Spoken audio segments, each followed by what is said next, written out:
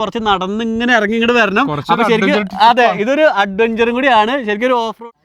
നമസ്കാരം, ഞാൻ ജോബി ചോന്നമണ്ണ്. വയനാട് ഒരുപാട് തവണ വന്നിട്ടുണ്ടെങ്കിൽ ഒരിക്കലെങ്കിലും കാണണമെന്ന് ആഗ്രഹിച്ച ഒരു സ്ഥലമാണ് കേട്ടോ ഫാൻറ്റം റോക്ക് എന്ന് പറയുന്നത്. നല്ല അടിപൊളി ഒരു സ്ഥലമാണ്. അപ്പോൾ ഇത് വയനാട് വന്നു കഴിഞ്ഞാൽ നിങ്ങൾ എന്തായാലും കാണേണ്ട ഒരു സ്ഥലം കൂടിയാണ്.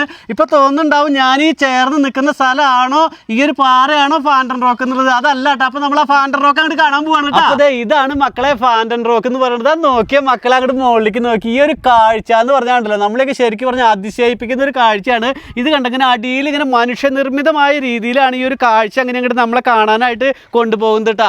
ഇത് വർഷങ്ങൾക്ക് മുമ്പ് ഇതേ അവസ്ഥയിൽ തന്നെ എന്താ പറയുക രൂപപ്പെട്ടിട്ടുള്ളതാണ്. ഒരു തരത്തിലുള്ള അപകടകരമായിട്ടുള്ള സംഭവങ്ങളില്ല. ഷെല്ലേ വയനാട്ടുകാരനാന്ന് പറഞ്ഞിട്ട് കാര്യമില്ല, ഷെല്ല് ഇതുവരെ ആദ്യമായിട്ടാണ് ഈ ഒരു കാഴ്ച കാണുന്നത് അല്ലേ? എന്താ തോന്നുന്നത് ശരിക്കും സംഭവം? അയ്യോ, നല്ല കാണേണ്ട ഒരു കാഴ്ച തന്നെയാണ്, വല്ലാത്തൊരു ഫീല് തന്നെയാണ്. നമ്മൾ ശരിക്കും വയനാട്ടുകാർ ശരിക്കും ഇങ്ങനത്തെ കാഴ്ചകൾ കാണുന്നത്. വയനാട്ടുകാരൊക്കെ ഇപ്പം നമ്മളെ പോലുള്ളവരൊക്കെ പുറത്തേക്കാണ് പോകുന്നത്. അതെ, പക്ഷെ മറ്റുള്ള ദൂരങ്ങളിലുള്ളവരാണ് ഇത് വന്ന് കാണുന്നത്. അത് തന്നെയല്ലാന്ന് പല രാജ്യങ്ങളിലും ആൾക്കാർ എന്തോരം അങ്ങനെ ഒഴുകി വരികയാണ് ഈ ഒരു കാഴ്ച കാണാൻ. അതെ, കാരണം എന്ന് വെച്ചാൽ ഫാൻറ്റം റോക്ക് എന്ന് പറഞ്ഞിട്ടുണ്ടെങ്കിൽ ഞാൻ കാണുന്നത് ആദ്യമായിട്ടാണ് കേട്ടാ. പിന്നെ ഈ ഒരു കാഴ്ച കാണാനായിട്ട് പൈസ കൊടുക്കണ്ട.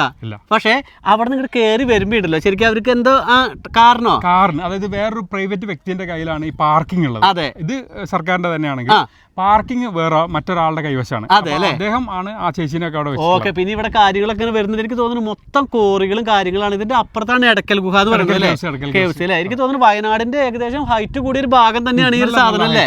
അപ്പൊ ഈ ഒരു ഫാൻറ്റം റോക്ക് ശരിക്കും പറഞ്ഞാൽ പല സൈഡിൽ നിന്ന് നോക്കുമ്പോൾ പല കാഴ്ചയായിട്ടാണ് തോന്നുന്നത് അല്ലേ?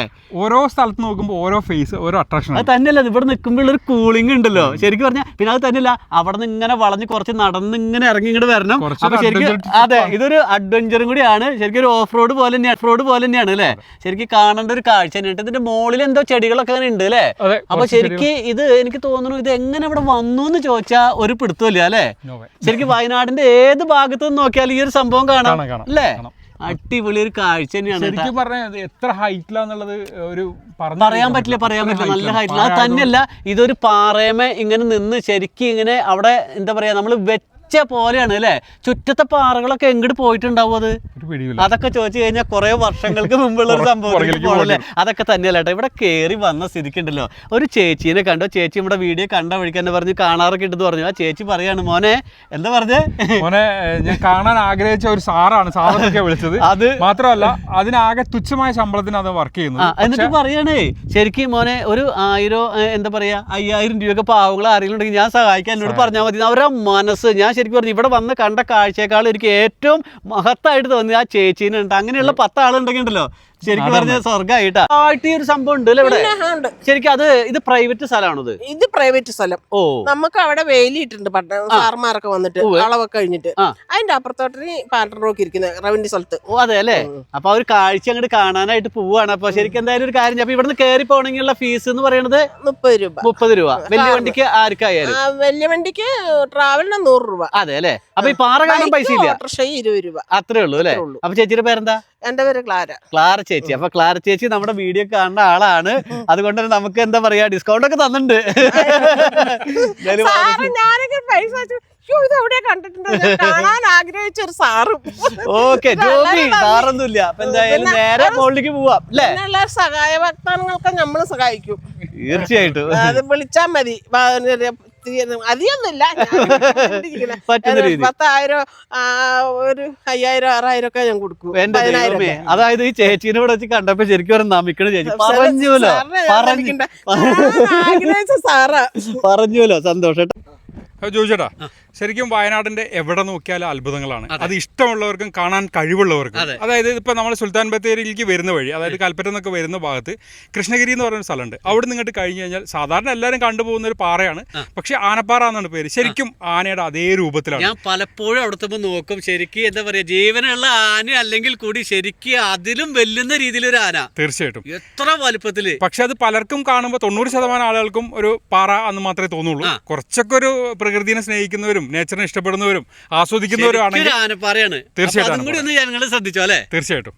അപ്പൊ ഷെനിൽ ശരിക്കും പറഞ്ഞൊരു പ്രകൃതി സ്നേഹിയാണ് കേട്ടോ. അത് തന്നെയല്ല, ഈ വയനാടിന്റെ ഒരുപാട് കാഴ്ചകളെ കാണാൻ വേണ്ടിയിട്ട് ഷെനിലിന്റെ ചാനലൊന്ന് കയറി നോക്കി കഴിഞ്ഞാൽ നിങ്ങൾക്ക് ഒരുപാട് കാഴ്ചകളാണ്. പേരെന്ന് പറഞ്ഞ ചാനലിന്റെ ക്രിയേറ്റീവ് ഗാർഡൻ ബൈ ഷെനിൽ നിന്നുണ്ട്. പിന്നെ ദ ഹ്യൂമൻ ഹബ്ബ് വൈബ് എന്ന് പറഞ്ഞൊരു ചാനലുണ്ട്.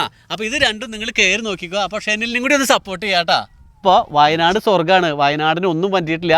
വയനാട് ചുരം അങ്ങോട്ട് കയറി മുകളിലേക്ക് എത്തി കഴിഞ്ഞാൽ കാഴ്ച കൊണ്ടായാലും അതേപോലെ കാലാവസ്ഥ കൊണ്ടായാലും വയനാട് എന്ന് പറയുന്നത് വേറൊരു ലോകമാണ് തന്നെയാണ്. മാത്രമല്ല ആ ചേച്ചീനെ പോലെ ആ ചേച്ചി വളരെ ഒരു ഫ്രണ്ട്ലിയാണ്. വേറെ എവിടെയെങ്കിലും ചെല്ലുമ്പോൾ ഇങ്ങനെ കയറ്റി വിടുന്നവരൊക്കെ ഒരു കുറച്ച് റാഷായിട്ട്, പക്ഷേ ഇതല്ല, വളരെ ഫ്രണ്ട്ലിയാണ്, ഭയങ്കര സ്നേഹം. അപ്പോൾ എന്തായാലും വയനാട് വരുമ്പോൾ തീർച്ചയായിട്ടും എന്താ പറയുക, ഈ ഫാൻറ്റൻ റോക്ക് കൂടി ഒന്ന് വന്ന് കാണുക. 2-3 ആംഗിളുകളിൽ ഒരുപാട് ആൾക്കാർ അവിടെയൊക്കെ ഇറങ്ങി വരുന്നുണ്ട് കാണാനൊക്കെ ആയിട്ട്. അപ്പോൾ ശ്രദ്ധിച്ചും ഒക്കെ ഇങ്ങനെ വരിക കേട്ടോ. അപ്പോൾ ഈ ഒരു കാഴ്ച കണ്ടപ്പോൾ നിങ്ങൾ കാണിക്കുന്നത് അത് തന്നെയല്ല, ഈ ഒരു അവസരത്തിൽ ചൂരൽമലയിൽ നമ്മളെ വിട്ടു പോയിട്ടുള്ള സഹോദരങ്ങൾക്കും അവരുടെ വേണ്ടപ്പെട്ട ആളുകൾക്ക് മനസ്സിന് ബലം കൊടുക്കുന്നതിന് വേണ്ടിയിട്ടും ഒരു നിമിഷം മനസ്സ് നിറഞ്ഞ് അല്ലെങ്കിൽ എന്താ പറയുക ഒന്ന് പ്രാർത്ഥിക്കുകയാണ് കേട്ടോ. കാരണം നേരിട്ട് നമ്മുടെ സ്ഥലങ്ങളിലൊക്കെ പോയി കണ്ടതാണ്.